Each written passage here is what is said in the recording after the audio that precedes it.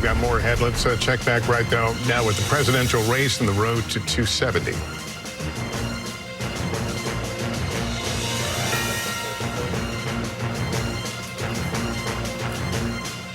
Coming up on 1 o'clock in the morning in the east, that's the road to 270. The map filling out 6 of 7 battleground states have been called. And we just got word from Harris headquarters and the co-chair of the campaign, Cedric Richmond, that we will not be seeing Kamala Harris tonight, but we will see her tomorrow. Let's go to Harris headquarters. Peter Alexander, our correspondent, right there. So what are you hearing? What is the decision-making process there?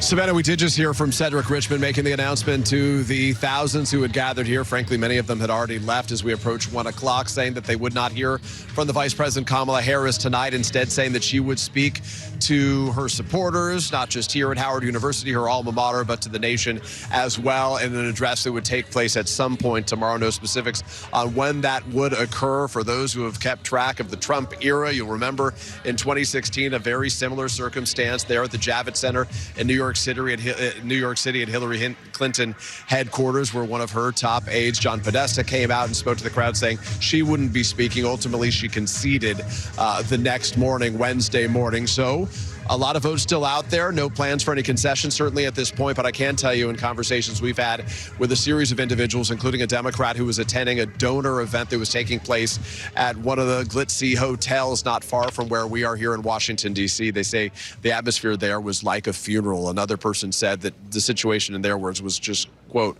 not good right now. We did hear earlier from Jen O'Malley-Dillon. She is the campaign chair. She had what was in effect a sort of pep talk for the forces, the campaign staff, telling them all to get some sleep and that they would come back and finish this off strong tomorrow. So that's effectively where things are at the end of the evening. But I got to tell you, Savannah, on a day when so many those close to Kamala Harris really felt like they had the momentum, they felt like the vibes were on their side, it quickly appeared clear that, you know, despite her effort to say that we're not going back, that they may be returning to the figures that haunted Democrats back in 2016, where they just didn't have enough to defeat Donald Trump that go around. So many blank stares, glum faces, people not so much holding back tears, but certainly unable to crack a smile here. They had been handing out American flags early on. As some of the early numbers were out, they were cheering and waving those flags. But as the night progressed and they watched the returns come in, no more waving flags. In fact, they asked for the television to be muted here with the returns, with the exception of Hawaii, Colorado, other places